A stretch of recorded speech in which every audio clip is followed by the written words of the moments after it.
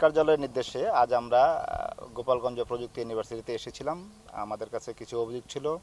এর মধ্যে গুরুত্বপূর্ণ কয়েকটি অভিযোগ হচ্ছে যে এখানে আসবাবপত্র ক্রয়ে একটা ব্যাপক অনিয়ম হয়েছে।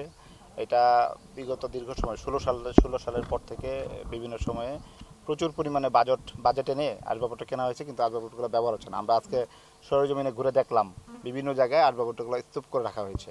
এখানে কাঠের আসবাবপত্র এবং স্টিলের আসবাবপত্র রয়েছে। এছাড়া আরও কিছু অভিযোগ ছিল, যেমন লাইব্রেরিতে বই কেনারও নিয়ম আছে। তারপরে আপনার এখানে বয়স মানে 32 বছরের উপরে এমন কর্মকর্তাকে নিয়োগ দেওয়া হয়েছে।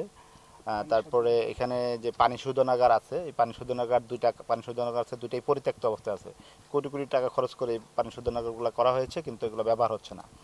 তারপরে আমরা দেখলাম যে এখানে যে প্ল্যানিং কমিশনের ডিডি তুহিন মাহমুদ, ওনার বিষয়ে স্পেসিফিক অভিযোগ ছিল যে উনি কেনাকাটায় ব্যাপক অনিয়মের সাথে জড়িত।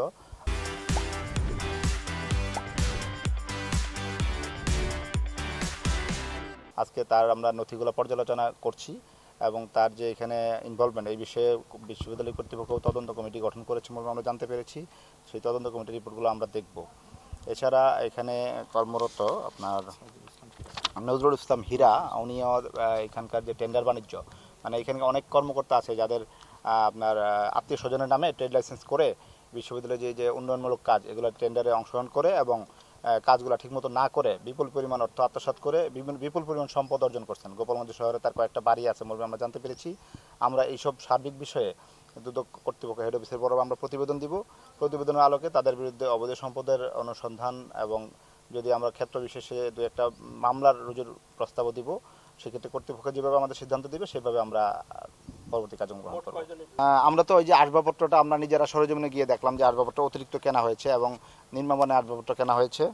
তারপরে সার্টিফিকেট প্রিন্ট, এখানে যে সার্টিফিকেটগুলো অনার্স মাস্টার্স করার পরে ছাত্রদের দেওয়া হয়, এই সার্টিফিকেটগুলো খুবই নিম্নমানের প্রিন্ট করা হয়েছে মর্মে অভিযোগ আছে। এটাও আমরা দেখতেছি।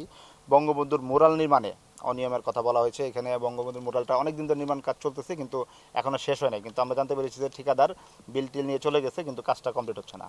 আপনাদের যে মেইন গেট, এখানে যে মেইন গেটটা দেখতেছেন সেটা প্রায় 16-17 সাল থেকে কাজ শুরু হয়ে এখন পর্যন্ত চলমান, এখনও কাজ শেষ হয় নাই। অথচ একটা নির্মাণ কাজে 2-3 বছরের বেশি লাগার কথা না, কিন্তু ঠিকাদার বিল ভাচর নিয়ে চলে গেছে, কিন্তু কাজটা হয় নাই। এছাড়া আমরা ওই এখানে যে লেক পার এবং কফি হাউস আছে, এই কফি হাউসটাও দেখা যাচ্ছে যে অপরিত্যক্ত অবস্থা পড়ে আছে। এখানে নানা ধরনের অসামাজিক কার্যক্রম হচ্ছে। এখানে উন্নয়ন কাজটাও কমপ্লিট হয় নাই, কিন্তু বিল ভাউচার নিয়ে চলে গেছে। এছাড়া 2টা পানি শোধনাগার আমরা সরজমিনে দেখলাম।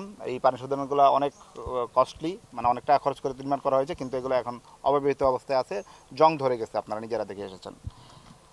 আর এছাড়া যে নিয়োগ বাণিজ্যের কথা তো আমরা বললামই।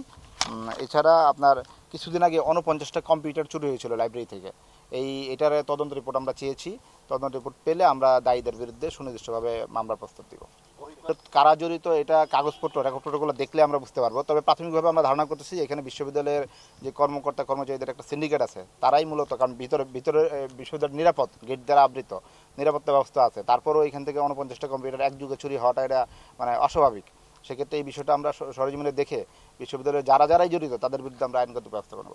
এইভাবে যে অভিযোগগুলো ছিল বেশিরভাগই সরেজমিনে দেখে যে কটা দেখতে পারছি সেগুলোর সত্যতা আমরা পেয়েছি।